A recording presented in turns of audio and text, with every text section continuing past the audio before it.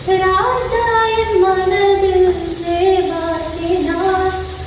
கண்ணாடி மறுகண போதும் இல்லை இல்லை என்ன சொல்ல போகிறார் நியாயமா நியாயமானது என்ன மௌனமா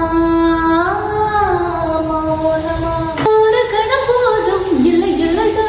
தாங்குவதென்று இன்னும் விளக்கும் என்ன சொல்ல போகிறாய் என்ன சொல்ல போகிறாய் நான் இன்று விடையில்லாமல் நீர் இல்லையே உன்னை காணாத நான் இன்று நாளில்லையே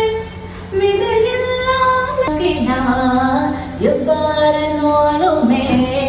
கண்ணாடி முன் என்று காத்து கொன்று உன்னோடு நாடகம் எதிர்பார